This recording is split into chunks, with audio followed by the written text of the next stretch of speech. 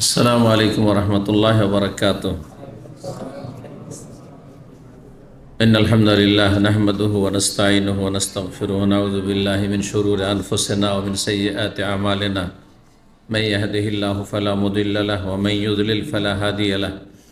وأشهد أن لا إله إلا الله وحده لا شريك له وأشهد أن محمدا عبده ورسوله صلى الله تعالى عليه وعلى آله وصحبه وسلم تسليما كثيرا. أما بعد فقد قال الإمام البخاري رحمه الله تعالى: باب إذا وقع الذباب في شراب أحدكم فليغمسه فإن في أحد جناحيه داء وفي الآخر شفاء وخمس من الدواب فواسق يقتلن في الحرم. قال حدثنا مسدد قال حدثنا يزيد بن زريع قال حدثنا معمر عن الزهري عن عروة عن عائشة رضي الله عنها عن النبي صلى الله عليه وسلم قال: خمس فواسق يقتلن في الحرم: الفأرة والأقرب والهدية والغراب والكلب الأقور।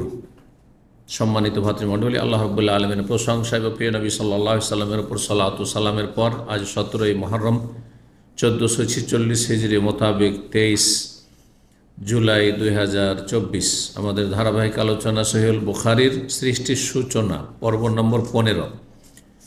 ইনশাআল্লাহ তাআলা আজকে এই 15টি পর্বে এই সৃষ্টির সূচনা পর্ব শেষ হবে। এরপর ইনশাআল্লাহ তাআলা কিসাসুল আম্বিয়া, আহাদিসুল আম্বিয়া, আম্বিয়া রসুলগণ সম্পর্কে যে হাদিসগুলি এসেছে রাসূলুল্লাহ সাল্লাল্লাহু আলাইহি ওয়াসাল্লামের, তার পর্ব শুরু হবে আগামী জুমা থেকে ইনশাআল্লাহ। তো এই 15 নম্বর পর্বে ইমাম বুখারী রাহিমাহুল্লাহর অধ্যায় নম্বর হচ্ছে 16। এখানে অধ্যায়ে দুটো বিষয় বর্ণনা করেছেন। কোন নুসখায় অর্থাৎ পাণ্ডুলিপিতে বা পাণ্ডুলিপি থেকে যে বিভিন্ন প্রেস ছাপিয়েছে, তো কোন ছাপায় এই দুটো বিষয় রয়েছে, আর কোন ছাপাতে একটি বিষয় রয়েছে। আর একটি বিষয় হওয়াটাই যুক্তিসঙ্গত, কারণ একই অধ্যায়ে দুটো বিষয়, আবার তারপরে 17 নম্বর অধ্যায়ে ওই বিষয়টি আসছে, সেটা মাছি সম্পর্কে। মাছি যদি কোনো পানীয় বস্তুতে পড়ে যায়, আপনার পানিতে হোক আর চায়ে হোক অথবা কোনো কিছুতে পড়ে যায়, তাহলে কি করতে হবে এই মর্মে, তো সেটি আসছে। সুতরাং এখানে দুটো বিষয় না হওয়া উচিত। তবে এক একটা প্রেস যখন ছাপিয়েছে তখন এক একটা নুসখা কপির ওপর তারা নির্ভর করেছে, অথবা অনেক কপি রয়েছে সহিহ বুখারীর পাণ্ডুলিপির, হয়তো তারা কিছু এমন কপির ওপরে নির্ভর করেছে যেখানে কিছু অন্য কপির চাইতে, অন্য নুসখার চাইতে পার্থক্য রয়েছে। তো এখানে যে বিষয়টি প্রথম উল্লেখ করা হয়েছে এটা মাছির বিষয়, সেটা আমরা এখানে উল্লেখ করব না, কারণ সামনে 17 নম্বর অধ্যায় অলরেডি আসছে আজকেই। তাহলে এখানকার অধ্যায় বিষয় অন্য অন্য নুসখাতে যেটি রয়েছে, বাবুন, এ অধ্যায় হচ্ছে খামসুম মিনাদ দাওয়াব, 5টি প্রাণী রয়েছে। দাব্বাতুন বহুবচন, দাওয়াব, জমিনে ভূপৃষ্ঠে বিচরণ করে যেসব প্রাণী জমিনে বিচরণ করে, চলাফেরা করে, সেগুলিকে দাব্বাতুন বলা হয়। ওমা মিন দাব্বাতিন ফিল আরদি ইল্লা আলাল্লাহি রিজকুহা, সূরা হুদে 12তম দ্বাদশ পারার প্রথম আয়াত। ওমা মিন দাব্বাতিন ফিল আরদ, পৃথিবীতে এমন কোনো প্রাণী নেই যা পৃথিবীতে ভূপৃষ্ঠে বিচরণ করে, ইল্লা আলাল্লাহি রিজকুহা, যার রিজিকের দায়িত্ব আল্লাহর উপর নেই। সবার রিজিকের আল্লাহ ব্যবস্থা রেখেছেন, যেন আপনি কখনো পেরেশান হবে না যে আল্লাহ আমাকে সৃষ্টি করেছেন কী করে খাবো। আপনাকে যখন আল্লাহ সৃষ্টি করেছেন, আপনার রিজিক বেঁধে দিয়েছেন, যে কম বাঁধা থাকে তো বেশি পাবেন না, আর বেশি যদি নির্ধারণ থাকে তাহলে কম হবে না। যেটার চেষ্টা করছিলেন আর হাত ছাড়া হয়ে গেল, হইল না, ওইটা আপনার নয়। চাকরিতে হোক আর টাকা পয়সাতে হোক আর ব্যবসা বাণিজ্যের খুব স্বপ্নে হোক অথবা বিদেশ যাওয়াই হোক, একটা কাজ করতে যাচ্ছিলেন, ব্যর্থ হইলেন, হইল না, ওইটা আপনার নয়, তাহলে অন্য কারো নসিব আছে, যার নসিবে আছে সে নিয়ে গেছে। আর যেটা আপনার নসিবে আসার, সেটা অন্য কেউ খেতে পারবে না, ভক্ষণ করতে পারবেই না, অসম্ভব। এই জন্য রুজি নিয়ে পেরেশানির কোনো কারণ নাই একজন ইমানদার ব্যক্তির। কিন্তু আসলে যারা রুজি নিয়ে এত চিন্তা, টেনশন, ডিপ্রেশনে ভুগছে আজকালকার ভাষা, হ্যাঁ, মানসিক অশান্তি, আর্থিক অশান্তি, কিসের জন্য? তকদিরের প্রতি ঈমান নেই, অথবা নামকে অস্তে ঈমান আছে। পরম্পরা মুসলিম হিসাবে তকদির তকদির, কিন্তু তকদির যে কি জিনিস এটা বুঝেও না, আর এরও বিশ্বাসও রাখে না। ভালো করে রাখবেন। কি জন্য কথাটি বললাম? আল্লাহ বলছেন আলাল্লাহে, মানে আল্লাহর ওপর দায়িত্ব। দায়িত্ব আল্লাহর দায়িত্ব আমাদের মতো নাকি যে আমরা দায়িত্ব নিয়ে দায়িত্বহীনতা পরিচয় দিলাম? হ্যাঁ, আল্লাহ। তারপরে আল্লাহ কোরআনে কারিমে বিভিন্ন জায়গায় বিভিন্ন ভঙ্গিমাতে বলে রিজিকের বিষয়টি। কাইয়্যিম মিন দাব্বাতিন, আল্লাহ বলছেন কত শত এমন প্রাণী আছে পৃথিবীতে, জীবজন্তু আছে, লা তাহমিলু রিজকাহা, নিজের রিজিক বহনও করতে পারে না। আরে আমরা তো অনেক কিছু বহন করতে পারি। হ্যাঁ, কি পারেন না আপনি? যদি দুনিয়ার সব টাকা পয়সা দেয় তবুও আপনি বহন করতে পারেন। বলবেন না যে এত ভারী, এত উঠাবো কি করে, কোন ব্যাংকে রাখবো, তখন বুদ্ধি হয়ে যাবে। যত পয়সা তত বুদ্ধি, হ্যাঁ, আর তত চালাক চতুর। বোকাও পয়সাতে আজকাল চালাক হয়ে যাচ্ছে, তাই না? কোথায় টাকা হজম করতে হবে, কি করতে হবে, কিভাবে অবৈধ টাকা কিভাবে হজম করতে হবে, কিভাবে কালা মানিকে, কালো টাকাকে, অবৈধ টাকাকে সাদা করতে হবে, হোয়াইট মানি বানাইতে হবে, সব জানছে অসৎ লোকেরা। তো কথা হচ্ছে যে আল্লাহ বলছে কাইয়্যিম মিন দাব্বাহ, অসংখ্য বহু জীবজন্তু আছে, প্রাণী আছে, লা তাহমিলু রিজকাহা, ও রিজিক নিজে উঠেই দিতে পারে না, বহনই করতে পারে না। যতটুকু খাবে খাবে, একটা দানাও নিয়ে যেতে পারবেন না, বরং নিজের খাওয়ারও ক্ষমতা নেই, ওকে খাওয়াইয়ে দিতে হবে। আপনি এক সময় ছিলাম ওইরকম, সবাই ওই সময়টা পার করে এসছেন। আরে মা যদি তার স্তনটাকে মুখে না ঢোকাইতো, তা আপনার ক্ষমতা ছিল না, চাওয়ারও ক্ষমতা ছিল না, আপনার ইশারা করার ক্ষমতা ছিল না, নিজের ভাব প্রকাশ করার ক্ষমতা জন্য কেঁদে লেগেছে। লা তাহমিলু রিজকাহা, রিজিক বহন করার কোনো ক্ষমতা রাখে না। বহু জীবজন্তু আছে, কীট পতঙ্গ আছে, পোকামাকড় আছে। তাহলে এই ক্ষমতা যখন রাখেন না, তো কে রিজিক দেয়? আল্লাহু ইয়ারযুকুহা, আল্লাহ ও সবকে রিজিক দিয়ে থাকেন। ওয়া ইয়াকুম, তোমাদেরকে আল্লাহ রিজিক দিয়ে থাকেন।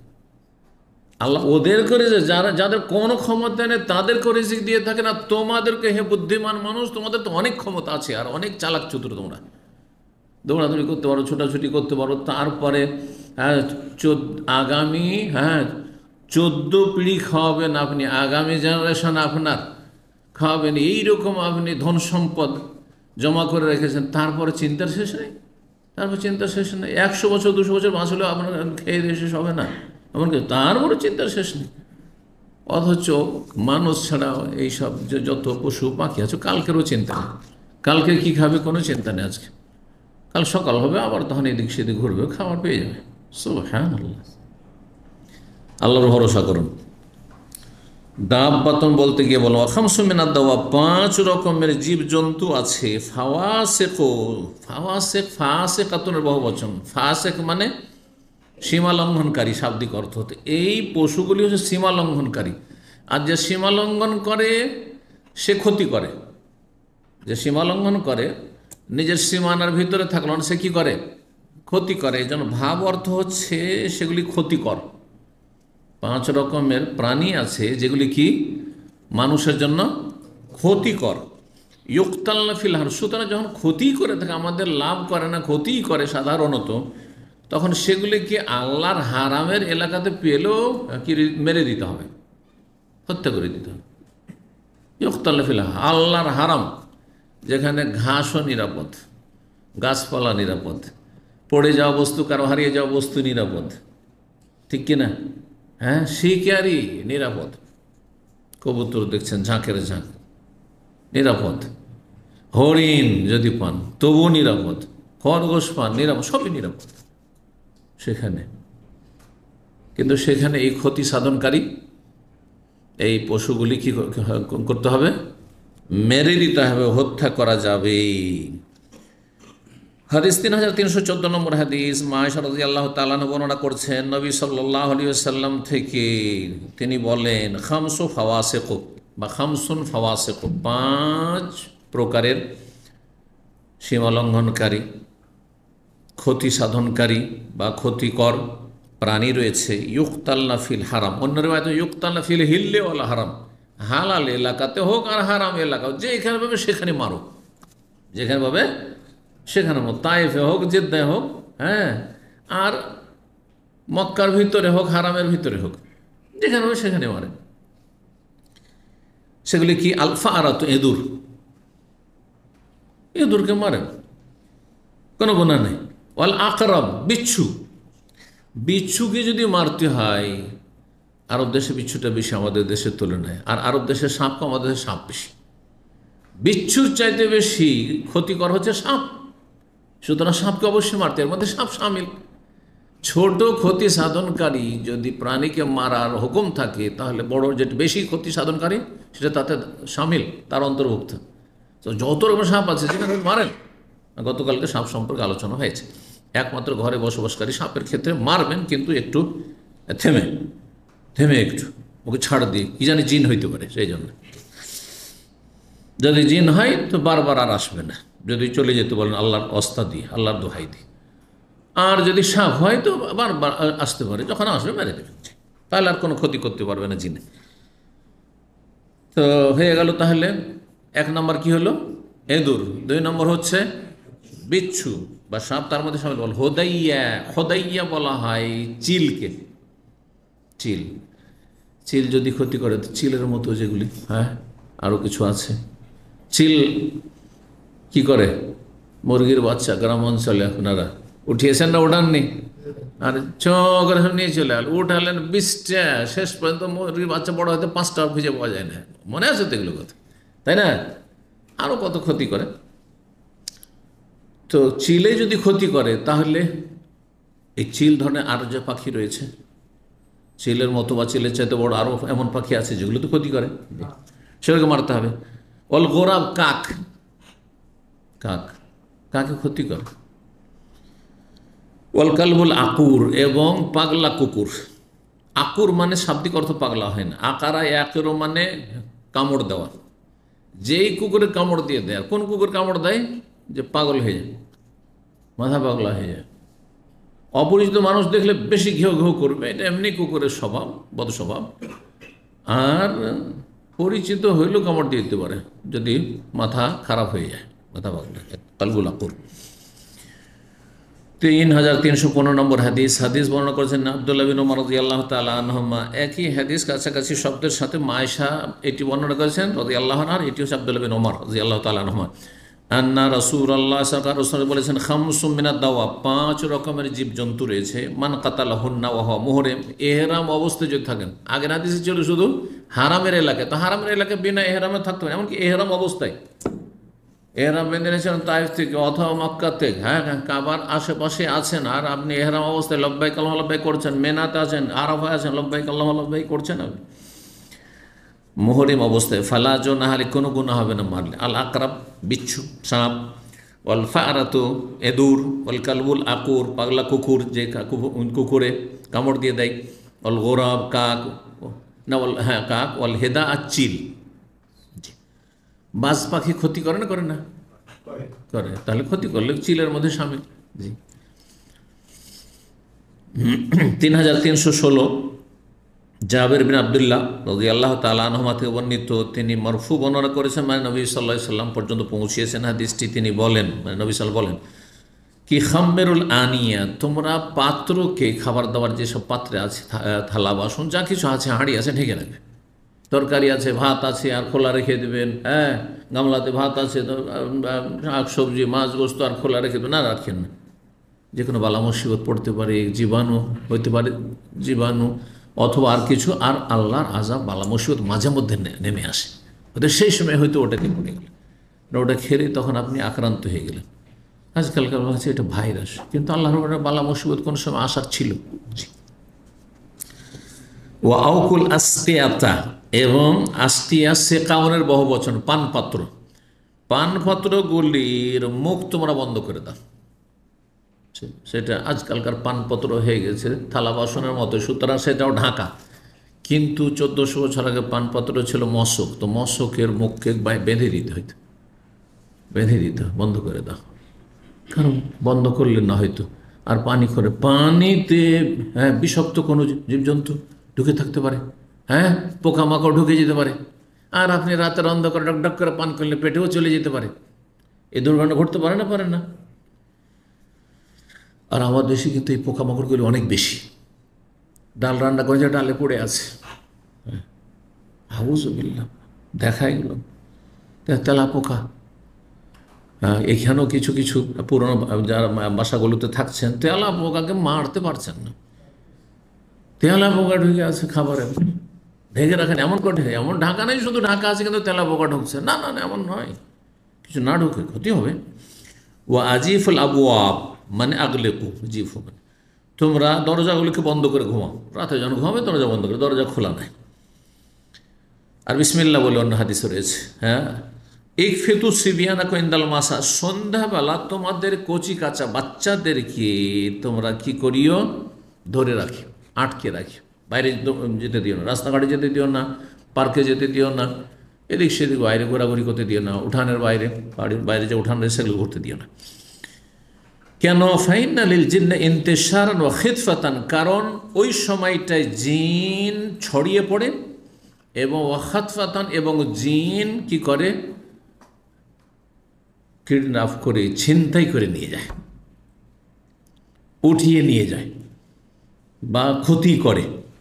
জি, খাতাফা একতো মানে কোনো কিছু ছো মেরে নিয়ে যাওয়া, শাব্দিক অর্থ ছো মেরে নিয়ে যেত, জিন ছো মেরে নিয়ে যাওয়া আমার বাচ্চাকে ছো মেরে নিয়ে যাবে না, কিন্তু বাচ্চাটাকে স্পর্শ করবে, বাচ্চাটা হঠাৎ করে অসুস্থ, হঠাৎ করে এমন হ্যাঁ করে যাবে, বিভিন্ন রোগে আক্রান্ত, আপনি বুঝতে পারছেন না, হঠাৎ করে হইলটা কি। আল্লাহ হেফাজত করুন। ও আতফিউল মাসাবিহা, আর যেসব প্রদীপ রয়েছে মিসবাহের বহুবচন, সেগুলি রাত্রে নিভিয়ে দেবে। এই বাতি সুরক্ষিত, এই বাতিগুলো জ্বলতে থাকলো তাতে ওই রিস্ক নেই, কিন্তু যেগুলো আগুনের, সে এক যুগে ছিল শুধু প্রদীপ, 1400 বছরের প্রদীপই ছিল, চেরাগ, চেরাগ বুঝলেন তো, চেরাগ আসলে শব্দটি, চেরাগটাকে আমরা চেরাগ বলি। আর আপনার ল্যাম্পের ওপরটা খোলা, লণ্ঠন, যদিও তাতে আপনার কভার হয়ে আছে, তারপরেও কখন বিশেষ করে নিভিয়ে দিবে এগুলো জ্বালিয়ে রাখিও না। তবে একেবারে ধরে অন্ধকার হয়ে আছে, জ্বালিয়ে রাখলে যেন নিরাপদ থাকে, তো লণ্ঠন ঠিক আছে, হারিকেন ঠিক আছে, কিন্তু আপনার ল্যাম্প অথবা প্রদীপ আগুন জ্বলতে আছে, আর ওইভাবে খোলা রেখেছে না, মোটেই রাখবেন না, এটা নিষেধ। ইনদার রোকাদ, ঘুমিয়ে যাওয়ার সময়, ঘুমিয়ে যাওয়ার সময়। কেন? ফাইনাল ফোয়াইসা খাতা, কারণ বর্ণনা করেছেন, ফাইনাল ফোয়াইসা, ফোয়াইসাকে বলা হয়েছে ছোট এঁদুরকে, ছোট এঁদুরগুলো বেশি দুষ্ট হয়, চুচু চুচু করে দড়িয়ে বেড়াবে, তো ফোয়াইসাকা ফাঁসে কতনের তসগির, এটি ছোট ক্ষুদ্র এঁদুরগুলি কি করে, বদ স্বভাব একটা আছে, রুব্বামা ইস্তারাতিল ফাতিলা, কখনো কখনো ওই প্রদীপের যে আমরা পলিতা বলি, বুঝলেন, ফাতিলা আরবি শব্দ, কিন্তু প্লেস চেঞ্জ করেছে, ফাতিলা ফাতা ইয়ালাম, আর ওটাকে পলিতে শব্দ কিন্তু ওগুলি আছে, দেখছেন না? এইটা এক ভাষা থেকে আর এক ভাষা গেলে কি হয়ে যায়, অক্ষরের স্থান পরিবর্তন হয়, অনেকের নজির আছে, এর উদাহরণ অনেক আছে। অনেকেই অনেক শব্দ এরকম করে, কিন্তু অনেক শব্দ এরকম বিকৃত করে। তো এরকমটা হয়েছে। তো আমাদের গ্রাম্য ভাষা আমরা বলতাম ওই আপনার প্রদীপের ভিতরে যে আপনার এটা কি থাকতো, ন্যাকড়া পাট থাকতো, তারপরে তেনা পেঁচিয়ে থাকতো, এমনিও তেনা থাকতো, পেঁচানো থাকতো, তেনা ঢোকানো আছে, আর ওপরটা জ্বলতে আছে, আর ওই তেনাটাতে কি টানছে, যখন জ্বলছে তেল, কেরোসিন তেল অথবা ডিজেল তেল দেওয়া আছে, টানছে। 1400 বছর আগে কেরোসিন তেল ছিল না, ডিজেল ছিল না, কি দিয়ে তাহলে তারা চেরা গেল? তো চর্বি দিয়ে, চর্বি গলানো আছে, আর ও চর্বি টানছে ওইটা দিয়ে, ওই যে ফেতিলা ওইটা পলিতে। তো বলছেন রুব্বামা ইস্তারাতিল ফাতিলা, ওই যে বাতি যেটা জ্বলছে, বাতি বলতে পারে, সেই বাতিটাকে টেনে নিতে পারে, হতে পারে ওখান থেকে কি করলো, প্রদীপটাকে উল্টিয়ে দিল, আর তারপরে সেটাকে টেনে নিল, আর নিয়ে দিল দৌড় ওই দিক, এদিক থেকে ওই দিক, আর নিয়ে গিয়ে দেওয়ালে, খড়ের বাড়ি অথবা কোনো জায়গায় লাগিয়ে দিল, কোনো কিছু মাল সামান আছে ওখানে গিয়ে আগুন লাগিয়ে দিল। আর এইদিকে আপনি আরামসে ঘুমাচ্ছেন, গোটা বাড়ি ঘরে জ্বলে, গোটা গ্রাম জ্বলে শেষ। ফাহরাকাত আহলাল বাইত, অতঃপর গোটা বাড়ির মানুষকে জ্বালিয়ে দিল। এটা হইতে পারে বাড়িঘর সব জ্বালিয়ে দিল। এই জন্য ঘুমাবার সময় এইভাবে খোলা প্রদীপ রাখবে না, খোলা ল্যাম্প রাখবে না। ল্যাম্প দেখেছেন দীর্ঘদিন আমাদের লেখাপড়া অধিকাংশ সময়টা ল্যাম্পে কেটেছে, কারেন্ট বিদ্যুৎ ছিল না। একটু ভদ্রভাবে পড়াশোনার টেবিলের ওপর একটা চেয়ার নিয়ে বসে গেলাম, আর টেবিলের ওপরে একটা ল্যাম্প আছে, ল্যাম্প হইলে অনেক ভদ্র হয়ে গেলাম। তার কথা বলছেন। আর লন্ডনের দাম ল্যাম্পের চাইতে বেশি। ল্যাম্প তখন 5 টাকায় পেতাম আমাদের ছাত্র জীবনে, 5 টাকা, 4 টাকা, 5 টাকা পাওয়া যেত। আর এটা লন্ডনের দাম তখন ছিল ধরেন 25 থেকে 30 টাকা। আর প্রদীপ তো ফ্রি। বাড়ির একটা কোনো একটা আছে, কাঁচের বোতল টোতল আছে, আর ওইটাতে একটা পলিতে ঢুকিয়ে ওই বাতিটা ঢুকিয়ে দিয়ে, আর তারপর ওই পাশে ছিদ্র করে দিও, তারপরে জ্বলছে। মাশাআল্লাহ। চেরাকগুলো পাওয়া যেত, 1 টাকা তো পাওয়া যেত। চেরাক প্রদীপগুলো 1 টাকাতে তখন পাওয়া যেত।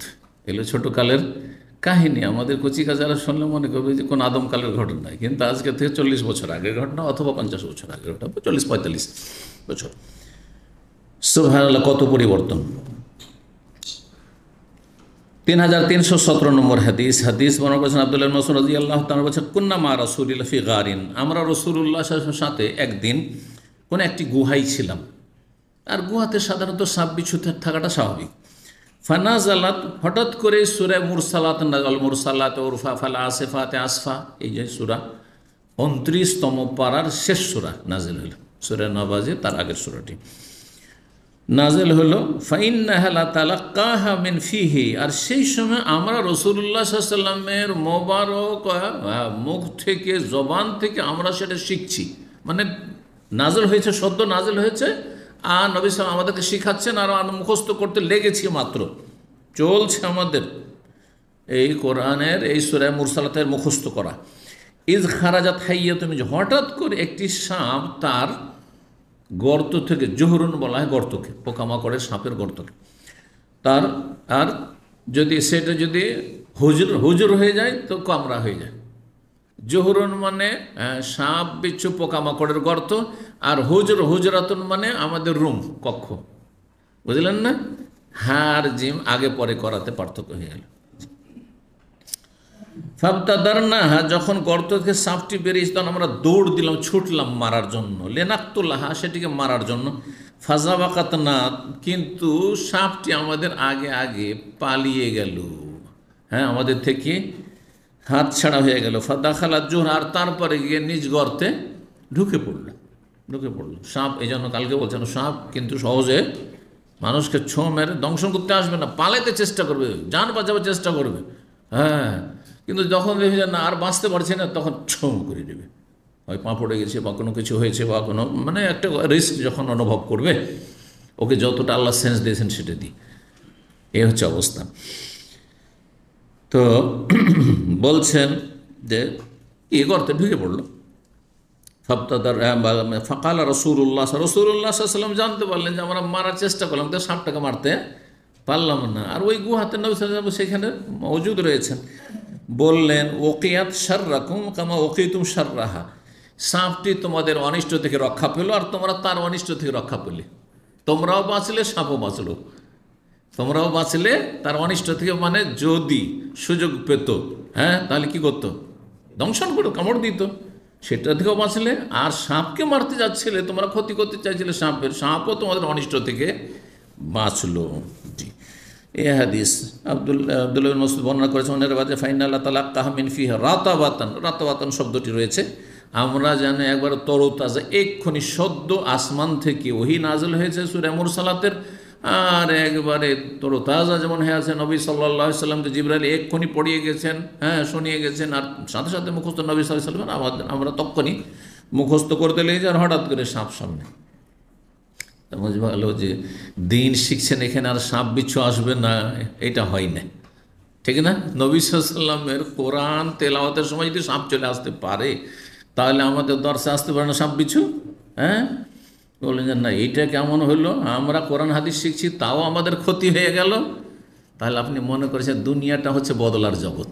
অনেকে বলে, একজন আমাকে বাংলাদেশ থেকে কিছুদিন আগে, এই সপ্তাহ 2 সপ্তাহ হয়েছে, ক্যান্সারে আক্রান্ত, আল্লাহ শেফা দিন। আল্লাহ মারাজানা মারাজাল মুসা, আল্লাহ আমাদের হেফাজত করুন। সুস্থদের আল্লাহ হেফাজত করুন। যারা অসুস্থ, বিভিন্ন রোগে আক্রান্ত মমিন মোমেনাত ভালো মানুষ, আল্লাহ তাদেরকে শেফা দেন। বলছে যে শেখ আমি 5 ওয়াক্ত নামাজ পড়ি, রোজা রাখি, নফল রোজা রাখি, আমি তাহাজ্জুদও পড়ি, তারপরে কেন আমি ক্যান্সারে আক্রান্ত হইলাম? আল্লাহর বিরুদ্ধে তার অভিযোগ। আমি বললাম দে, তুই ইমান হারিয়ে ফেলবি। এত নামাজ, সাধারণ জাহেল লোকের এবাদত বন্দিগিটা এরকমই। আমি বলি সবসময় যে জাহেল লোকের এবাদত বন্দি কচুর পাতার মতো। এজন্য এলেম ওয়ালা আর গায়ের এলেম ওয়ালাতে অনেক পার্থক্য রয়েছে। এলেম ওয়ালা জানছে যে আল্লাহ আমাকে পরীক্ষা করার জন্য, আমার গুনাহ নেই, পরীক্ষা করার জন্য। আর গুনাহ থাকলে শাস্তি, তো দুনিয়ার শাস্তি আমার কবরের শাস্তি চাইতে ভালো। হ্যাঁ, তারপরে আমার জাহান্নামের শাস্তি চাইতে ভালো। দুনিয়াতে যদি কিছু ধাক্কা ধুক্কি খেয়েও নি, তবু বেঁচে আছি আলহামদুলিল্লাহ, কিন্তু জাহান্নামে কি হবে আর কবরে কি হবে? কঠিন শাস্তি হবে, ঠিক না? এইভাবে একজন এলেমওয়ালা ব্যক্তি চিন্তা করে, যে দিনের জ্ঞান রাখে, আর যে তাহাজ্জুদ পড়ে, নামাজ পড়ে, কিন্তু দিনের তেমন জ্ঞান নেই, হ্যাঁ, তার ঈমান নড়বড়ে। এখন সুবহানাল্লাহ, সে অভিমান করে বলছে আমি এখন তাহাজ্জুদ ছেড়ে দিচ্ছি। ইন্না লিল্লাহি, কখনই নামাজ ছেড়ে দেবে।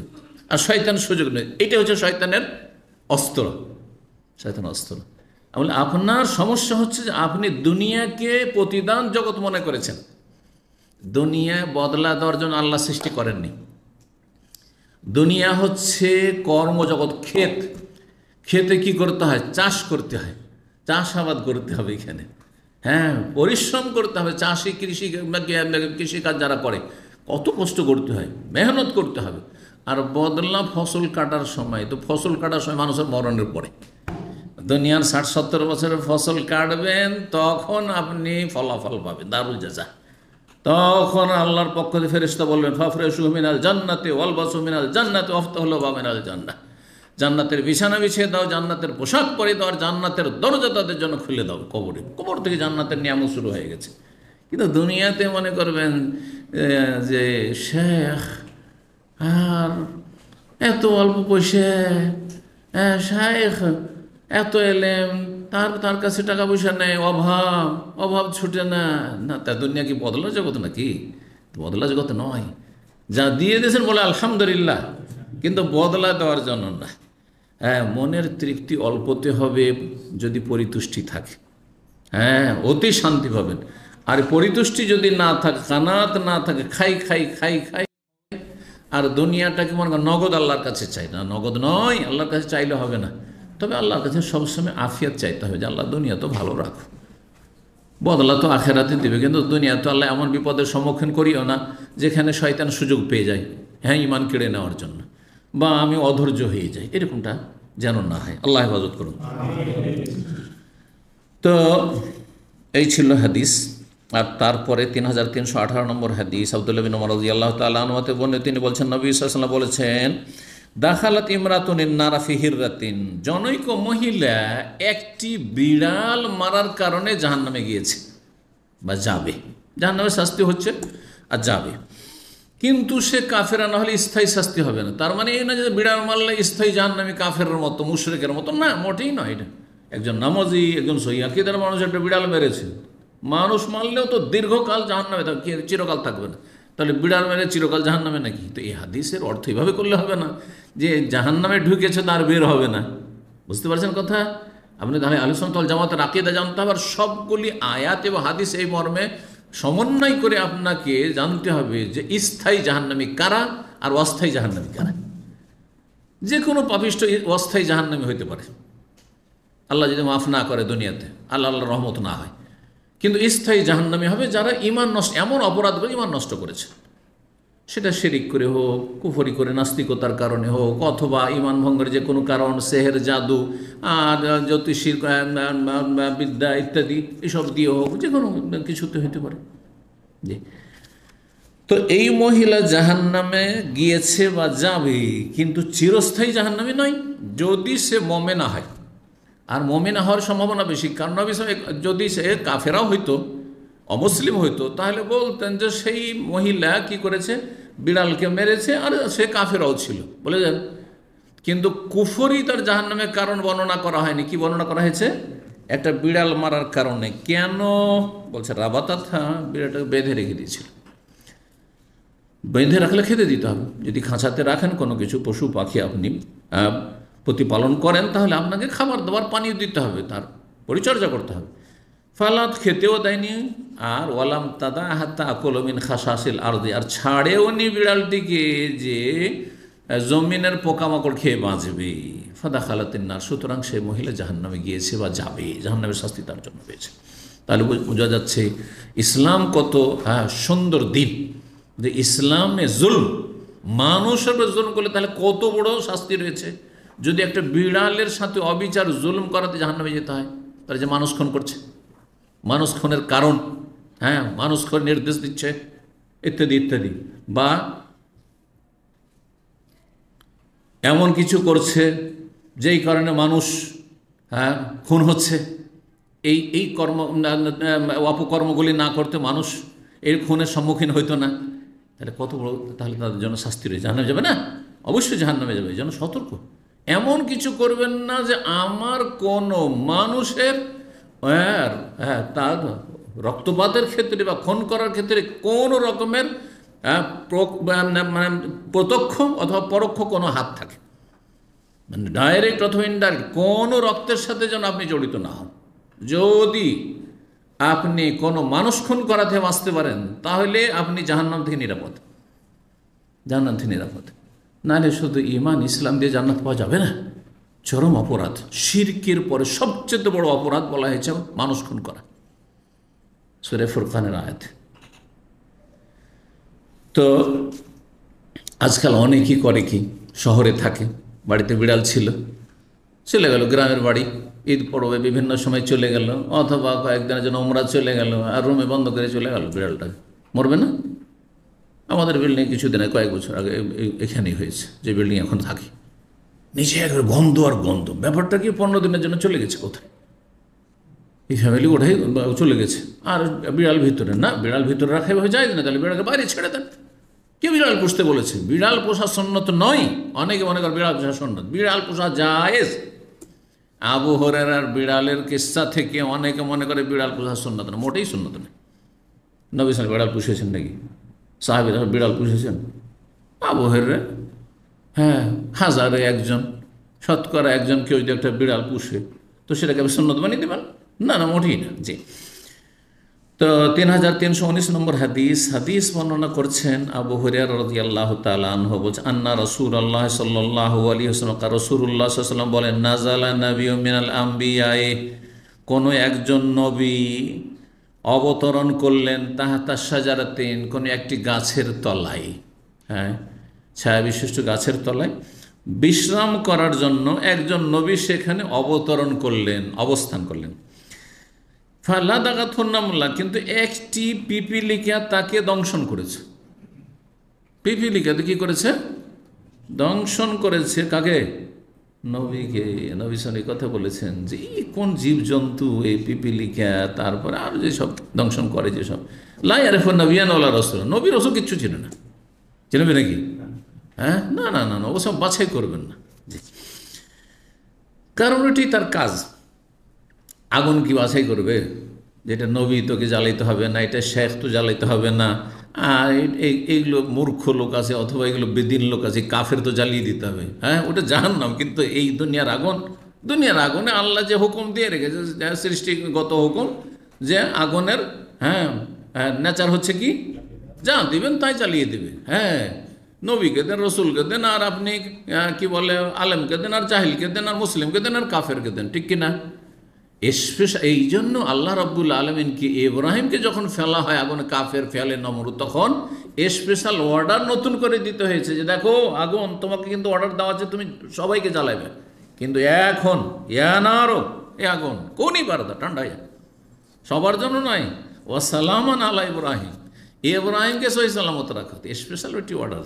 তখন ব্যতিক্রম হচ্ছে, আগুনের যেটা নেচার তাতে ব্যতিক্রম হচ্ছে। আল্লাহ যদি অর্ডার না দিতেন তো ইব্রাহিম চলে যেতেন। জি। তো এটা পিপিলিকাতে দিয়েছে দংশন করে। ফামারা বেজে হাজিহি, তখন তার যে আসবাবপত্র ছিল, মাল সামান ছিল, সাথীর সঙ্গে রেখে বলল যে পিপিলিকাতে কামড় দিল, আচ্ছা শাস্তি দিচ্ছি, চলো এগুলোকে সরাও গাছের তলা থেকে। ওখরে যা গাছের তলা থেকে মাল সামান সব বের করা হইলো। তারপরে বলছে মিন তাহাতিহা, গাছের তলা থেকে, সুম্মা আমারা বেবাইতিহা, তারপরে পিপিলিকার বাড়ি, পিপিলিকার বাড়ি মানে পিপিলিকার বাসা, পিপিলিকার বাসা সম্পর্কে এই নবী নির্দেশ দিলেন কি, লাগাও আগুন। ওহরে কাবিন্নার, আগুন দিয়ে পুরো বাসাকে জ্বালিয়ে দেওয়া হলো। বাসাতে হাজার হাজার কি আছে, পিপিলিকা আছে। ফাআউহাল্লাহু ইলাইহি, তখন সেই নবীকে আল্লাহ ওহী করলেন, যে নবী তুমি এটা করলেটা কি, তোমাকে কয়টা পিপিলিকাতে কামড় দিয়েছে? একটা। আর তুমি সব হাজার হাজার লক্ষ লক্ষ পিপিলিকা জ্বালিয়ে দেবে? হ্যাঁ, ফাহাল্লা নামলাতান ওয়াহেদা, একটি পিপিলিকাকে জ্বালাতে, যেই পিপিলিকা তোমাকে দংশন করেছে সেই পিপিলিকাকে জ্বালাতে, সবগুলিকে কেন জ্বালালে? সুবহানাল্লাহ, এটা হচ্ছে দ্বীন ইসলাম। এইসব কথা যদি আমরা অমুসলিমদের সামনে সুন্দরভাবে তুলে ধরতে পারি, তো অমুসলিম ইসলাম গ্রহণ করা ছাড়া কোনো উপায় নেই তার। এই শিক্ষা কোথায় পাবেন যে একটা পিপিলিকাকেও অন্যায়ভাবে কি করা যাবে না, হত্যা করা যাবে না। যেই পিপিলিকা আপনার ক্ষতি করেছে সেটাকে মারেন আপনি, কথা বোঝা গেছে? আর তারপরেও এটা তো আগের যুগের যেহেতু ঘটনা ছিল, সেই জন্য আগুন দিয়ে জ্বালিয়েছিলেন সেই নবী, ঠিক না? তখনকার বিধানে জায়েজ ছিল, কিন্তু নবী সাল্লাল্লাহু আলাইহি সাল্লাম কি বলেছেন, ইন্নাহু লা ইউআযাবু বিন-নারি ইল্লা রাব্বুন নারি, আগুন দিয়ে কেউ শাস্তি দিতে পারবে না একমাত্র আগুনের রব ছাড়া। অর্থাৎ আগুন দিয়ে কাউকে শাস্তি দেওয়া জায়েজ নয়। কোনো খনিকে বলে জ্বালিয়ে দেবো, না, জায়েজ নয়। কেসাস, কেসাস, এবং কেসাসে আপনার অঙ্গহানি করতে পারবেন না। হাত কেটে নেব, পা কেটে নেব, চোখ তুলে নেব, কান কেটে নেবো, না, জায়েজ নয়। মশলা জায়েজ নয়। কি করতে হবে? হ্যাঁ, ধারালো অস্ত্র দিয়ে তাড়াতাড়ি তাকে হত্যা করে দিতে হবে, কেসাস। এটা শরীয়তের বিধান। ইন্নাল্লাহ কাতাবাল ইহসান আলা কুল্লি শাইইন, মুসলিম হাদিস রয়েছে। প্রত্যেক বস্তুর ক্ষেত্রে আল্লাহ এহসান করা মানে সদ্ব্যবহার করা, সদাচরণ করা ফরজ করেছেন, ফরজ করেছেন। সুতরাং আগুন দিয়ে কোনো কিছুকে জ্বালানো জায়েজ নয়। কষ্টদায়ক বস্তুকে যদি মারার অন্য কোনো উপায় থাকে তাহলে আগুন ব্যবহার করবেন না। অনেকে আগুন দিয়ে কিন্তু কষ্টদায়ক বস্তুকে জ্বালিয়ে দেন না। এই বিষয়ে বিভিন্ন হাদিস রয়েছে। এই একটি হাদিস বললাম, আরও হাদিস রয়েছে। জি, লা তুআযযিবু বিআযাবিল্লাহ, আল্লাহর আযাব দিয়ে তোমার আযাব দিতে পারবেন না। আল্লাহর আযাব কি? জাহান্নামের আগুন, আগুন। সুতরাং আগুন দিয়ে কাউকে আযাব দিতে পারবে, শাস্তি দিতে পারবে না। তো আল্লাহ বললেন যে একটি, তার মানে আল্লাহ কি করলেন সেই নবীকে? হ্যাঁ, তিরস্কার করলেন, তাই না? আল্লাহ সতর্ক করলেন, এটা কেন করলে তুমি? একটা পিপিলিকা তোমাকে কামড় দিয়েছ, সেটাকে মারতে, সেটাকে জ্বালাতে, তুমি সবগুলি কেন জ্বালালে? হ্যাঁ, জি হ্যাঁ। তো আল্লাহ রাব্বুল আলামিনের তাহলে বিধান মেনে চলা সকল স্তরের মানুষের জন্য ফরজ। এটা আর একটা মাসলা। যদি নবীকে আল্লাহর বিধান মেনে চলা ফরজ হয়, তাহলে এই পীরতন্ত্রের কুফরি মতবাদ, একটা কুফরি মতবাদ শোনেন, জানেন পীরদের কিতাবে আছে যে যখন পীর সুফি ইবাদত করতে করতে করতে করতে এমন একটা উচ্চ স্তরে পৌঁছে যায়, ফানাফিল্লাহ, তখন আল্লাহ থেকে হয়ে যায়, বিলীন হয়ে যায়, তখন গন্তব্যস্থানে পৌঁছে গেছে, তখন নমাজ, রোজা, হজ, যাকাত, হালাল, হারাম, জেনা, ব্যভিচার, ওইসব মদ হারাম আর জেনা হারাম কিছু থাকে না, সব তখন ঠিক তার জন্য। তখন আর নামাজ রোজা করা লাগে না। শুনেছেন কথাটি না? যে আউলিয়ারা যখন এমন একটা স্টেজে পৌঁছে যায় যার নাম ফানাফিল্লাহ, আল্লাহতে বিলীন হওয়া, তারা উদাহরণ দিয়ে যুক্তিতে মুক্তি খুঁজতে গিয়ে জাহান্নামে গিয়েছে। আর নিঃসন্দেহে এরা যদি জাহান্নামে না হয়, পৃথিবীতে কোনো জাহান্নামী নেই। ভালো করে শুনুন, এর চাইতে বড় কুফরি কি হতে পারে? নবী সাল্লাল্লাহু আলাইহি ওয়াসাল্লাম শেষ জীবন পর্যন্ত দুইজন সাহাবী আব্বাস আর আলীর কাঁধে ভর দিয়ে নামাজে হাজির হচ্ছেন মসজিদে। হাদিস জানা আছে না? নেই? সিরাতুন নবী ইন্তেকালের ঘটনাগুলি পড়ে দেখেন, শুনে দেখেন, পড়ে দেখেন, চিন্তা করেন তো। নবী কি করেছে? মানুষ মারেনি, কি করেছে? নবী একজন নবী, হ্যাঁ, আপনার সাহাবায়ে কেরাম চাইতে, তারপরে তাবেঈন চাইতে, আর আবু হানিফা, শাফি, মালিক, আহমদ চাইতে, আর জিলানি, চিশতি, এইসবের চাইতে, শাহজালাল, অমুক তমুকের চাইতে কত হ্যাঁ উচ্চ মর্যাদা রাখেন রব্বুল আলমীর কাছে, যাদের কাছে আল্লাহ জিবরাইলকে পাঠিয়েছেন। হ্যাঁ, কোনো ওলির কাছে জিবরাইল পাঠিয়েছেন?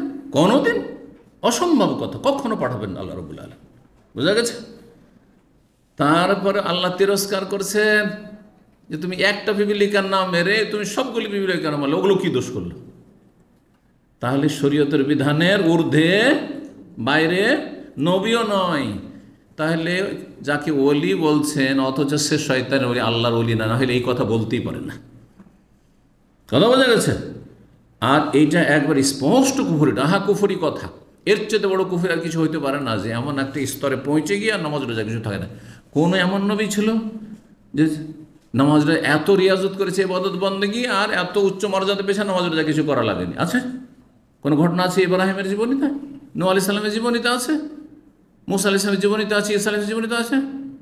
ওয়া কানা ইয়ামুরু আহলাহু বিস-সালাতি ওয়াজ-যাকাত, তারাও সালাত পড়তেন, তারা সালাত পরিবারকে পড়াইতেন, ইত্যাদি ইত্যাদি সমস্ত নেকামত তারা করতেন। সুতরাং এই পীরতন্ত্রের আজবুলিল্লাহ আর কুফরি থেকে যতদিন বেরিয়ে না আসতে পারবেন ততদিন লা ইলাহা ইল্লাল্লাহ প্রতিষ্ঠিত হবে না, দিন কায়েম হবে না। এটা হচ্ছে দিন কায়েম। সঠিক দিন কায়েম করা, তৌহিদ প্রতিষ্ঠা যদি করতে হয় তাহলে নেগেটিভ মুক্ত হতে হবে। যেমন আমাকে যদি শরীরটাকে পরিষ্কার পরিচ্ছন্ন করতে হয়, শুধু আতর লাগালে হবে না। হ্যাঁ, কি করতে হবে তার আগে? আতর লাগাবার আগে শরীরে পেশাব পায়খানা ময়লা আবর্জনা যদি লেগে থাকে সেগুলি ধুয়ে মুছে পরিষ্কার করে গোসল করে আসতে হবে। নেগেটিভ মানে বাতিলকে অস্বীকার করা, এই শিরক কুফরিকে অস্বীকার করা, এগুলো হচ্ছে শিরক কুফর। এগুলো অস্বীকার করার পরে আল্লাহর ইবাদত করলে কবুল হবে, না হলে কবুল হবে না। সুতরাং এই সুফি যাদের এইরকম আকীদা যে আল্লাহর ওলিরা এমন একটি স্তরে যখন ফানাফিল্লা হয়ে যায়, ফানার 3টা স্তর আছে, চরমানের কিতাবে আছে, পড়ে নেবেন। ফানাফি শেখ পীরে বিলীন হয়ে যায়, পীরের মধ্যে পীরের ধ্যান করতে করতে পীরে বিলীন হবে না, দীর্ঘদিন এটিতে কাটাইতে হবে মুরিদকে। তারপরে দ্বিতীয় ফানাফির রসুল, রসুলের মধ্যে বিলীন হয়ে থাকবেন আপনি, শুধু ধ্যান করবেন রসুলের, হ্যাঁ আল্লাহর ধ্যানটান না। আর তারপরে লাস্ট স্তরে গিয়ে কী হয়ে যান? ফানা ফিল্লা। যখন ফানা ফিল্লা হইলেন তখন গন্তব্য স্থানে বলছেন যুক্তিতে মুক্তি খুঁজে জাহান্নামে গেছে। শোনেন, বলছে আপনি ধরেন মক্কা যাবেন, লাস্ট টার্গেট, ঠিক না? মক্কা অলরেডি পৌঁছে আছেন, তারপরে কি বাসে বসবেন নাকি? যে মক্কার বাসে বসি, ওমরার বাসে, যে মক্কাতেই তো আছি, ঠিক না? তো বলছে ফানা ফিল্লা, যখন নামাজ রোজা হজ জাকাত কি ওই বাস ট্রেনের মতো, বোঝা গেছে? আল্লাহ পর্যন্ত পৌঁছার জন্য। এখন যখন অলরেডি আল্লাহতে যখন বিলীন হয়ে লয় হয়ে ফানা হয়ে গেছে, তাহলে আবার নামাজ রোজা হজ জাকাতের কি প্রয়োজন? নাউজুবিল্লাহ। এটাই হচ্ছে সুফি পীর মুরিদির কুফরি বিশ্বাস, যেটা লালন করে কেউ যদি মারা যায়, যতই সারা জীবন সেজদায় পড়ে থাক না কেন, ফরজ নফল কিছুই কবুল হবে না। ভালো করে শুনে রাখুন। আল্লাহ হেদায়েত দান করুন, তাদের অনিষ্ট থেকে রক্ষা করুন।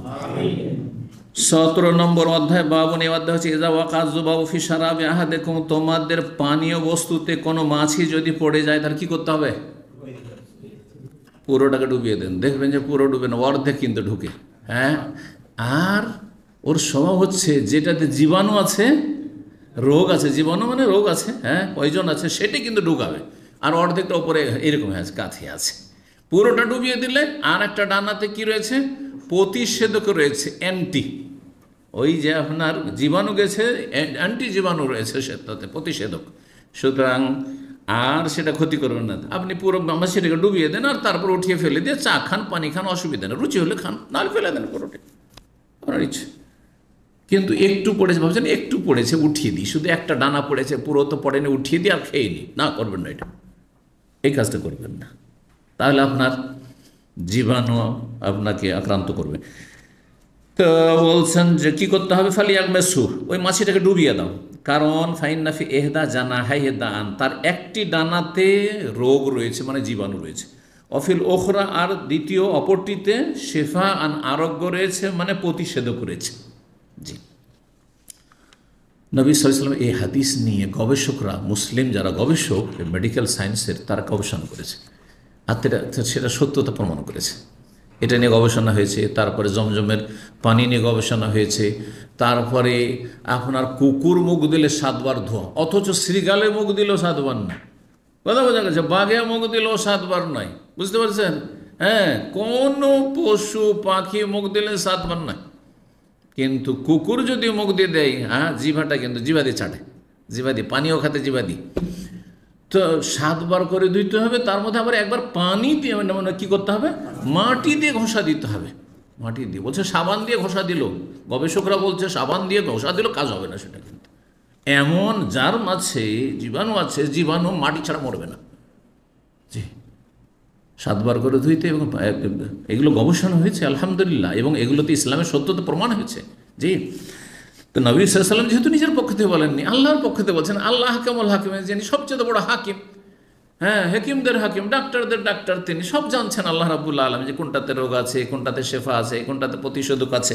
জি, হাদিস 3320 নম্বর হাদিস বর্ণনা করছেন আবু হুরায়রা রাদিয়াল্লাহু তাআলা আনহু, বলছেন কালা নবী সাল্লাল্লাহু আলাইহি ওয়াসাল্লাম, নবী সাল্লাল্লাহু আলাইহি ওয়াসাল্লাম, ইযা ওয়াকায যুবা ফি শারাবি আহাদিকুম, তোমাদের পানীয় বস্তুতে যদি মাছি পড়ে যায়, যে কোনো পানীয় বস্তু, তার মানে ঝোলেও যদি হয়, ধরেন তরকারি, ঝোলওয়ালা তরকারি আর ঝোলে পড়েছে, তো কী করবেন?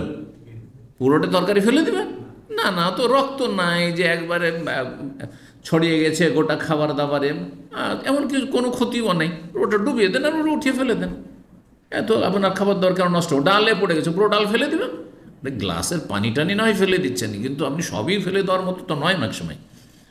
আর আপনার দুটো পয়সা আছে সেজন্য হয়তো আপনি অপচয় করছেন, ফেলে দিচ্ছেন, কিন্তু গরিব মানুষ এই ডালটাই তার তরকারি, হ্যাঁ, এই যে ঝোলটা, মাছের ঝোলটা বা গোস্তের ঝোলটা ছিল সেটাই তার তরকারি, কেন ফেলে দেবে?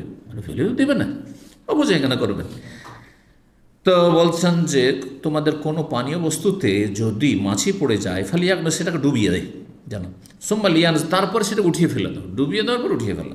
কেন? ফাইনা ফি ইহদা জানে দান ও ফিল ওয়াল উখরা শিফাআন, তার একটি ডানাতে রোগ রয়েছে, মানে জীবাণু রয়েছে, আর দ্বিতীয়টিতে বা অপরটিতে প্রতিষেধক রয়েছে।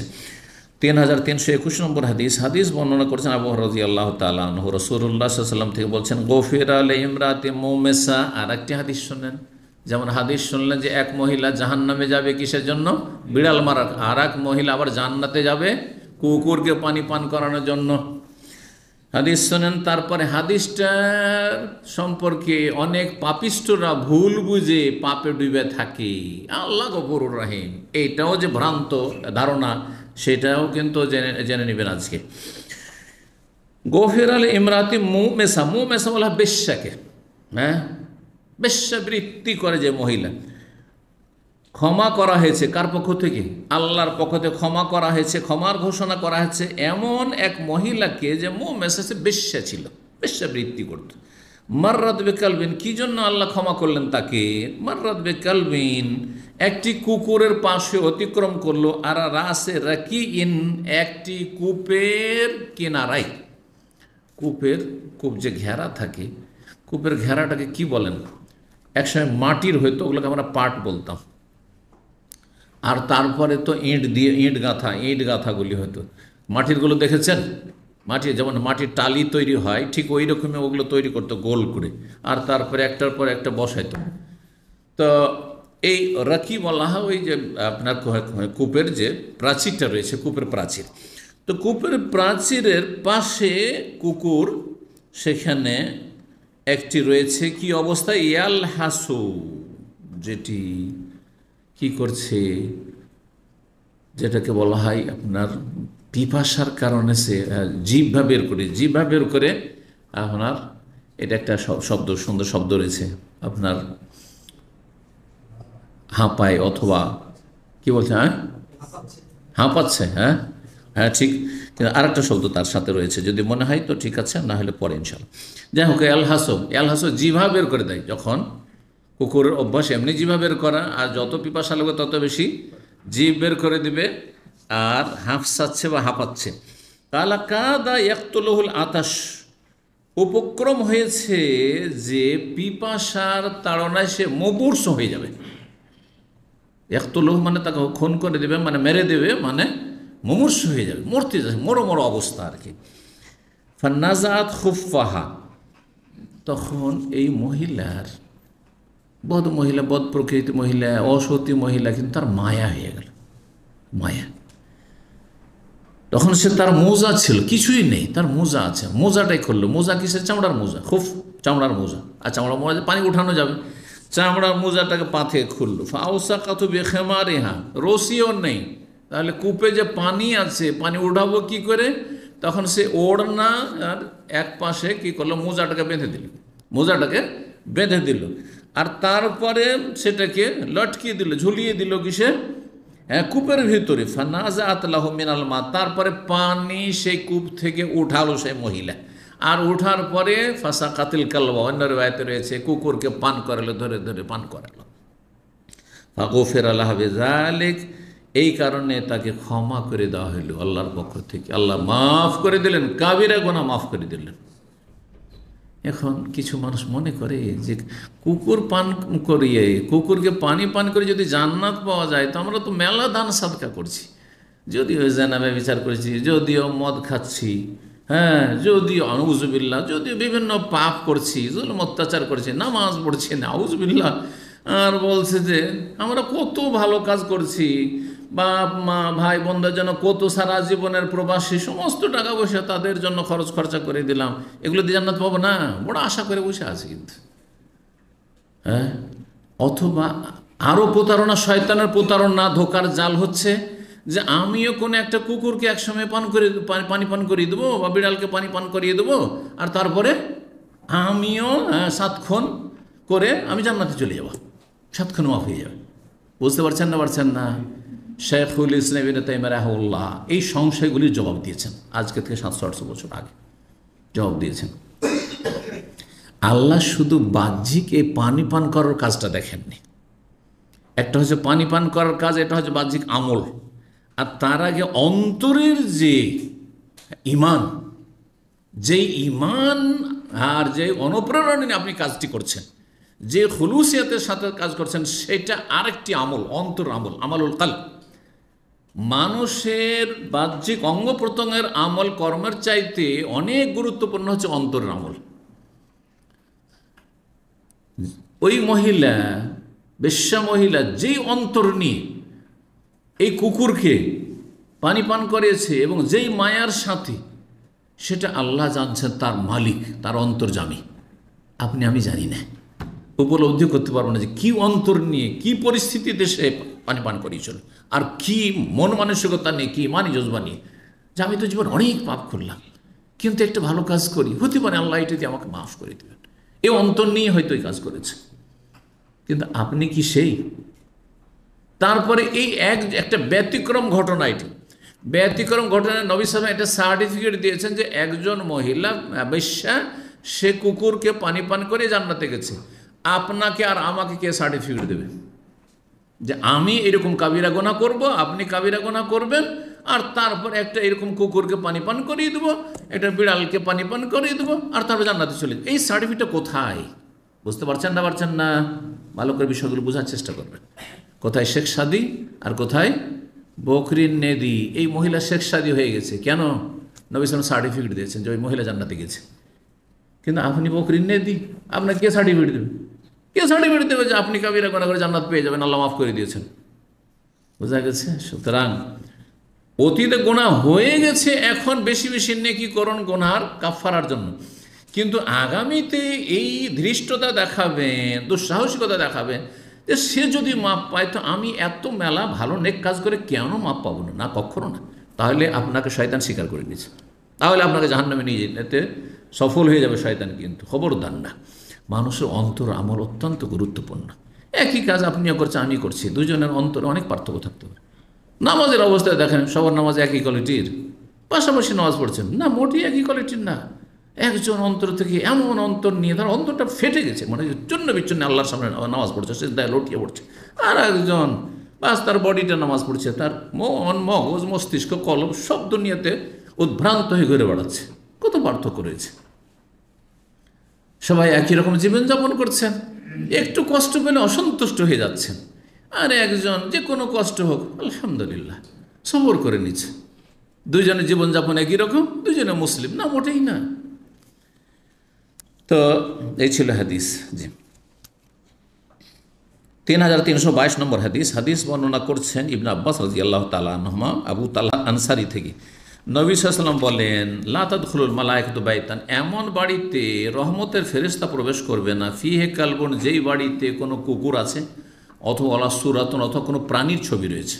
এখানে সূরাতুন মানে শুধু ছবি না, বরং প্রাণীর ছবি। কারণ অন্য হাদিস দ্বারা প্রমাণিত আরকাম, নকশা, কোনো আপনার অন্য কোনো প্রাণহীন যদি কোনো কিছুর দৃশ্য থাকে তো কোনো অসুবিধা নেই। গাছপালার ছবি, পাহাড় পর্বত, নদী নালা ইত্যাদি কোনো অসুবিধা নেই। জি, প্রাণহীন ছবি হইতে হবে। কোনো প্রাণী যদি থাকে মাথা থেকে এই দিকটা কেটে নিলে সেটা হয়ে গেল গাছের কাণ্ডর মতো, তখন অসুবিধা নেই। তার এতটুকু আছে, মাথা নেই, কোনো অসুবিধা নেই। আসল হচ্ছে এইটুকু। হ্যাঁ, রূপ কোথায় আছে মানুষের? মানুষের রূপ আছে এই মাথা থেকে নিয়ে এই চেহারাতে। জি, সুতরাং হাফ ছবিও যদি হয় তাহলে সেটা প্রাণী ছবি। কারণ যেগুলো আইডির ছবি সেগুলো তো হাফ ছবি, তাই না? তো হাফ ছবি এটাই আসল, কারণ চেহারাটাই হচ্ছে মানুষের আসল। 3323 নম্বর হাদিস। তবে প্রয়োজন যদি হয় ছবির, যেমন আমাদের বিভিন্ন আইডি কার্ডের জন্য ইত্যাদি জরুরি, তখন জায়েজ। তেমনি এমনি শখের ছবি, আর তাও আবার লটকিয়ে রাখবেন, ঝুলিয়ে রাখবেন, প্রকাশ্যে রাখবেন, টেবিলের উপর রাখবেন, দেখা যাচ্ছে, তাহলে ফেরেশতা আসবে না। যদি থাকে সবচেয়ে ভালো হচ্ছে নিরাপদ, সেটাকে নষ্ট করে দেন আপনি। বিনা কাজে ছবি রাখবেন না, জরুরি না হলে নষ্ট করে দেন। শখের ছবি রাখবেন না। আর না হলে মোবাইলের ভিতরে আপনার কি বলছে ওটাকে, অ্যালবাম, মোবাইল অ্যালবাম বলেন আর কিছু বলেন, তাতে আছে, ঢাকা আছে, অসুবিধা নেই, ঢাকা আছে হয়তো। জি, কিন্তু প্রকাশ্যে থাকলে রহমতের ফেরেশতা প্রবেশ, যে বাড়িতে রহমতের ফেরেশতা প্রবেশ করে না সেখানে শয়তান বসবাস করে, যার ফলে সেখানে ক্ষয়ক্ষতি করার জন্য সুযোগ শয়তান বেশি পাবে। ওই জন্য বালা মুসিবত, বিপদ আপদ, বাচ্চারা শরীর খারাপ হয়ে যাচ্ছে, আর বিভিন্ন রকমের অশান্তি হচ্ছে বাড়িতে, এগুলো হওয়াটা স্বাভাবিক। জি, 3323 নম্বর হাদিস। আব্দুল্লাহ বিন উমর রাদিয়াল্লাহু তাআলা আনহু বর্ণিত, তিনি বলছেন, আন্না রাসূলুল্লাহ সাল্লাল্লাহু আলাইহি ওয়াসাল্লাম আমারা বিকাতলিল কিলাব, রাসূলুল্লাহ সাল্লাল্লাহু আলাইহি ওয়াসাল্লাম কুকুর মারতে নির্দেশ দিয়েছেন। কুকুরকে মারো, কারণ সাধারণত কুকুর কী করে, ক্ষতিকর। বিশেষ করে কুকুর যদি এমন হয় যে যারা বাইরের আগন্তুক, মোসাফির, তাদেরকে কষ্ট দিচ্ছে, মানুষকে, অপরিচিত মানুষকে দেখলেই শুধু ঘেউ ঘেউ করে, এগুলোকে মেরে দেন। জি, আর তারপর কুকুর বাড়ির ভিতরে রাখা যাবে না। সাধারণ কুকুর মোটেই বাড়ির ভিতরে রাখা যাবে না। বাইরে মাঠে ঘাটে রাস্তায় ঠিক আছে, কিন্তু বাড়িতে, বাড়ির ভিতরে কুকুর পুষলে সেখানে রহমতের ফেরেশতা প্রবেশ করবে না। বরং বাড়ির ভিতরে কুকুর যদি পুষেন, সাধারণ কুকুর, তাহলে প্রতিদিন 1 কিরাত করে নেকি কমতে থাকবে। আর 1 কিরাত হচ্ছে জানাজার হাদিসে রয়েছে ওহদ পাহাড়ের সমান। সেটা হলে তো মহাবিপদ হয়ে যাবে, মহাবিপদ হয়ে যাবে। এই জন্য কুকুর পোষা ভালো মানুষের পরিচয় নয়। আর আজকাল তো ফ্যাশন হয়েছে, ইহুদি নাসারাদেরকে মনে করেছে মনে হয় কুকুর পুষেই ওরা বড় মানুষ হয়েছে, কুকুর পুষেই মনে হয় প্লেন তৈরি করতে পেরেছে। মুসলিমরা হীনমন্যতে এমন ভুগছে, গোলামির একটা সীমাও থাকা উচিত। ভাবছে যে মনে হয় ইহুদি খ্রিস্টানরা মনে হয় কুকুর পুষেই প্লেন তৈরি করতে পেরেছে, কুকুর পুষেই মনে হয় ট্রেন তৈরি করতে পেরেছে, কুকুর পুষেই মনে হয় এরা পরমাণু বোমার মালিক হয়েছে, সুতরাং আমরাও কুকুর পোষা শুরু করি। আউযুবিল্লাহ, আউযুবিল্লাহ। কাফেরদের সভ্যতা যারা গ্রহণ করেছে, আরও আল্লাহ গোলাম বানিয়ে দেবে, যার ফলে মার খাওয়া ছাড়া আর অশান্তি ছাড়া মুসলিমদের ভাগ্যে আর কিছুই নেই। অশান্তি আর অশান্তি। কী জন্য অশান্তি? আপনি একজন মুসলিম, মুসলিম জাতি, কী করে আপনার বাড়িতে আপনি কুকুর পুষছেন? জি, আর কুকুরের এমন যত্ন করছেন ওই ইহুদি নাসারা কাফেরদের মতো, যেমন আপনার ছেলে মেয়েকে যত্ন করা উচিত, পরিচর্যা, তার চেয়ে বেশি খরচ করছেন আপনি। আল্লাহ হেফাজত করুন। এক একটা কুকুরের মূল্য কত, জানেন কত করে মূল্য? আউযুবিল্লাহি মিনাশ শাইতান। আল্লাহ হেফাজত করুন, আল্লাহ হেফাজত। যাদেরকে আল্লাহ দূরে রেখেছেন এইসব থেকে, কাফেরদের গোলামি থেকে, বলুন আলহামদুলিল্লাহ। কাফেরদের মানসিক গোলামি থেকে যদি মুক্তি না পান, তো আপনি শারীরিক গোলামি থেকে কি মুক্তি পাবেন আপনি? আর রাষ্ট্রীয় গোলামি থেকে কিসের মুক্তি পাবেন আপনি? আর সামাজিক গোলামি থেকে কি করে মুক্তি পাবেন? আর শিক্ষার ময়দানে শিক্ষার আর গোলামি থেকে কি করে মুক্তি? তাদের সিলেবাস পড়িয়ে আপনাকে কি করতে, উপরে উঠতে হবে, কারণ সবই তো গোলামি। গোলামি তো এখান থেকে শুরু হয়েছে, মগজটাই গোলাম হয়ে আছে কাফেরদের। আল্লাহ হেফাজত করুন। বুঝছেন আমার কথাগুলি? জি, আল্লাহ বোঝার তৌফিক দান করুন। কাফের কি, আল্লাহ যেখানে কাফের বলেছেন আপনার অন্তরে ঘৃণা থাকা উচিত, সেখানে তাদের পেছনে পেছনে চলছে। আমার পেছনে চলো, আমি কেন তোমাদের পেছনে চলবো? এমন মেজাজ হইতে হয় একজন, তখন আল্লাহ নেতৃত্ব দেবেন মুসলিমদেরকে। এত সোজা মনে করছেন? জি, 3324 নম্বর হাদিস। আবু হুরায়রা রাদিয়াল্লাহু তাআলা আনহু বর্ণিত, তিনি বলছেন, কালা রাসূলুল্লাহ সাল্লাল্লাহু আলাইহি ওয়াসাল্লাম, মান আমসাকা কালবান, যেই ব্যক্তি কুকুর প্রতিপালন করবে, আমসাকা মানে ধরে রাখবে, মানে প্রতিপালন করবে, ইয়ানকুসু মিন আমালিহি, তার নেকি থেকে কমতে থাকবে, নেকির আমল থেকে, কুল্লা ইয়াউমিন, প্রতিদিন, কিরাতুন, এক কিরাত, ইল্লা কালবা হারসিন আও মাশিয়া, তবে সেই কুকুরটি যদি কি হয়, ক্ষেত, হ্যাঁ, পাহারা দেওয়ার জন্য, আও মাশিয়াতিন অথবা গবাদি পশুর পাহারা দেওয়ার জন্য, এগুলির কিসে রক্ষণাবেক্ষণে, এগুলির দেখাশোনার জন্য।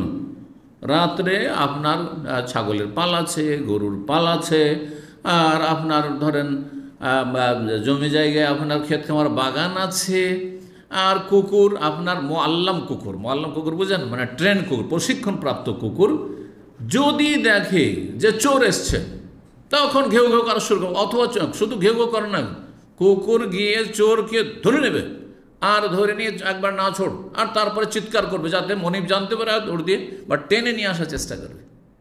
এইরকম কুকুর শুধু পোষা যাবে, বাড়ির ভিতরে পোষা যাবে। যদি বাড়িতে এরকম আশঙ্কা থাকে যে আমার যে কোনো সময় আমার দুশ্মন আছে, ক্ষতি করতে পারে, তাহলে তখন আপনি বাড়িতে ট্রেন কুকুর পুষতে পারবেন। হ্যাঁ, ট্রেন কুকুর পুষলে, প্রশিক্ষণপ্রাপ্ত কুকুর পুষলে তাতে নাকি কমবে না, তাতে কোনো হবে না। কিন্তু প্রশিক্ষণপ্রাপ্ত নয় আর এমনি কুকুর পুষছেন আপনি, তাতে বাড়ির ভিতরে পুষলে প্রতিদিন একটি করে, কি বলছেন, হ্যাঁ, নাকি এক কিরাত করে নাকি কমতে থাকবে।